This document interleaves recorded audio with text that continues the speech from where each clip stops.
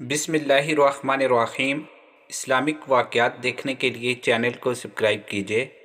حضرت سارہ رضی اللہ عنہا حضرت ابراہیم علیہ السلام کی زوجہ تھی اور آپ خدا کے جلیل القدر پیغمبر تھے۔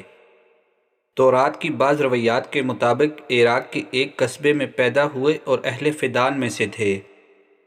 قوم بتوں کی پوجا کرتی تھی اور ستارہ پرست تھی۔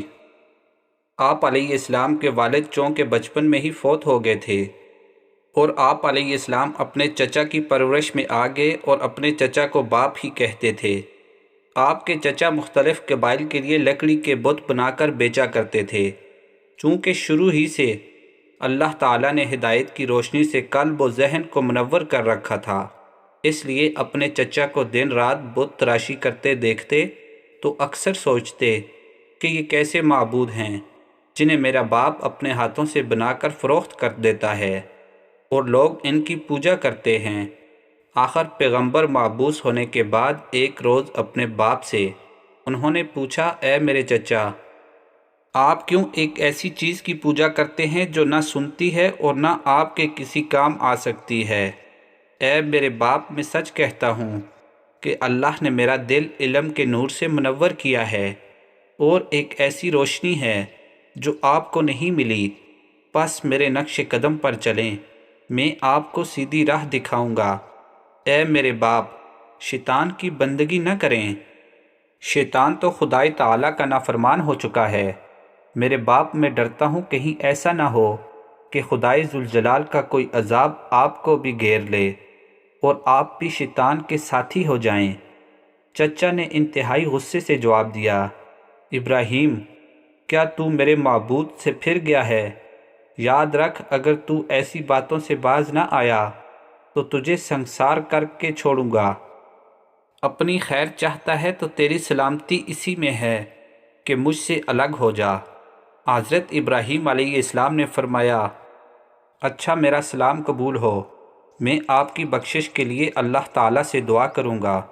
اس کے بعد پوری قوم کو مخاطب کر کے فرمایا، اور بت پرستی چھوڑ کر اللہ تعالیٰ کی بتائی ہوئی رائے ہدایت پر چلنے کی تلقین کرتے رہے۔ دعوت حق سنتے ہی پوری قوم ان کی جان کی دشمن ہو گئی۔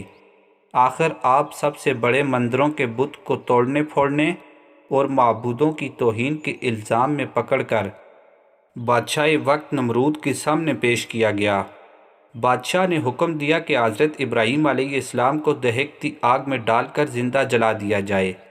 چنانچہ آپ کے لیے بہت بڑی چٹان بنائی گئی، اور جب آگ کے شعلے آسمان سے باتیں کرنے لگے تو حضرت ابراہیم علیہ السلام کو اس میں ڈال دیا گیا، مگر اللہ تعالیٰ کی حکمت کاملہ سے آگ خود بخود سرد ہو گئی۔ اس کے بعد حضرت ابراہیم علیہ السلام اپنی زوجہ حضرت سارہ علیہ السلام کے ساتھ ہجرت کر گئے اور مختلف ممالک میں تبلیغ کرتے ہوئے فلسطین چلے گئے۔ کچھ عرصہ بعد شکیم نابلیس سے ہوتے ہوئے مصر کی حدود میں داخل ہوئے۔ آپ کی زوجہ مطہرہ حضرت سارہ علیہ السلام حسن و جمال کا پیکر تھی۔ اس وقت مصر میں فرعون کی حکومت تھی۔ اس کے امیروں اور درباریوں نے جب ایک اجنبی عورت کی بے مثل حسن و جمال کو دیکھا تو دنگ رہ گئے۔ حضرت ابراہیم علیہ السلام ان کی بدنیتی کو فوراً بانپ گئے، اور آپ نے حضرت سارہ رضی اللہ عنہا سے کہا کہ یہاں بادشاہ بے حد جابر اور ظالم ہے۔ اگر کسی خوبصورت عورت کو دیکھتا ہے تو زبردستی اسے پکڑ کر اپنے محل کی زینت بنا لیتا ہے۔ اگر ایسی عورت کے ساتھ اس کا شوہر ہو تو فوراً قتل کر دیتا ہے۔ اگر کوئی اور عزیز ہو تو اسے کچھ نہیں کہتا۔ تم چونکہ میری دینی بہن بھی ہو اور یہاں میرے تمہارے سوا کوئی دوسرا مسلمان نہیں، اس لیے تم فرعون سے کہہ دینا کہ یہ میرا بھائی ہے۔ اس کے بعد حضرت ابراہیم علیہ السلام کا خدشہ سخت ثابت ہوا۔ فرعون کے امیروں نے اس کے پاس جا کر حضرت سارہ رضی اللہ عنہا کے حسن کی بے حد تعریف و توصیف کی تو بادشاہ نے اسے پیش کرنے کا حکم دیا۔ چنانچہ فرعون کے سپاہی حضرت سارہ رضی اللہ عنہا کو پکڑ کر فرعون کے محل میں لے گئے۔ جب سارہ رضی اللہ عنہا نے اپنے شوہر کے حکم کی تعمیل کر کے فرعون کو مطمئن کر دیا، رات کو جب فرعون نے شراب کے نشے میں مست ہو کر حضرت سارہ رضی اللہ عنہ پر حملہ کرنا چاہا تو اس کے ہاتھ شل ہو کر رہ گئے اور وہ انہیں چھو تک نہ سکا۔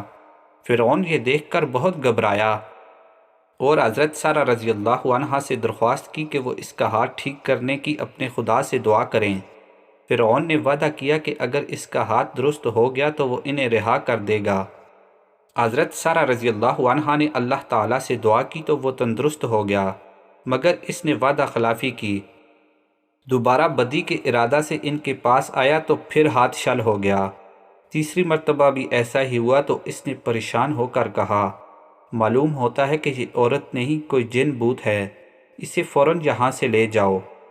فرعون نے سارہ رضی اللہ عنہا کو رخصت کرتے وقت اپنی بیٹی ہاجرہ رضی اللہ عنہا کو بھی ساتھ کر دیا اور کہا کہ اسے بھی اپنے ساتھ لے جاؤ تاکہ مصر کی یہ شہزادی عمر بھر تمہاری خدمت کرتی رہے۔ حضرت سارہ رضی اللہ عنہا نے واپس آ کر اپنے شوہر حضرت ابراہیم علیہ السلام کو تمام حالات سے آگاہ کیا اور مبارکباد دی کہ اللہ نے اس کی عفوت و عظمت کی حفاظت کی اور پھر مصر کی شہزادی ہاجرہ کو خادمہ بنا کر بھیجا ہے۔ حضرت ابراہیم علیہ السلام اس وقت سجدہ شکر بجا لائے۔ ایک روایت میں ہے کہ حضرت سارہ رضی اللہ عنہا حضرت ابراہیم علیہ السلام کے حقیقی چچا ہارون کی بیٹی تھی اور اس نسبت سے وہ حضرت ابراہیم علیہ السلام کی چچا زاد بہن ہوتی تھی۔ تورات میں لکھا ہے کہ فرعون مصر نے حضرت سارہ علیہ السلام کے واقعہ کو کرامت سے تعبیر کیا اور اس بات پر ناراض ہوا کہ حضرت ابراہیم علیہ السلام نے پہلے کیوں نہ بتا دیا کہ سارہ رضی اللہ عنہا ان کی بہن نہیں بیوی بھی ہے۔ چنانچہ اس کے بعد بڑے انعام و اکرام اور عزت کے ساتھ انہیں مصر سے رخصت کیا، پھر اپنے خاندانی رشتے کو مضبوط اور مستحکم کرنے کے لیے اپنی بیٹی ہاجرہ رضی اللہ عنہا کو ان کی زوجیت میں دے دیا۔ حضرت ہاجرہ رضی اللہ عنہا اس وقت کے رواج کے مطابق حضرت سارہ رضی اللہ عنہا کی خادمہ قرار پائیں۔ کہا جاتا ہے کہ فرعون نے حضرت ہاجرہ رضی اللہ عنہا کا رشتہ دیتے وقت کہا تھا کہ میری بیٹی ان کے گھر میں لونڈی ہو کر رہنا دوسرے گھر میں ملکہ بن کر رہنے سے بدرجہ بہتر ہے۔ حضرت سارہ رضی اللہ عنہا کی پوری زندگی پاک دامنی، شوہر کی رضا جوئی اور اظہار قربانی کی تصویر ہے۔ ہجرت کے بعد انہوں نے اپنے جلیل القدر خاوند کے ساتھ جگہ جگہ کا سفر کیا، اپنے وطن کو چھوڑا اور اللہ کی خوشنودی حاصل کرنے کے لیے اپنے آرام و سکون کو قربان کر دیا۔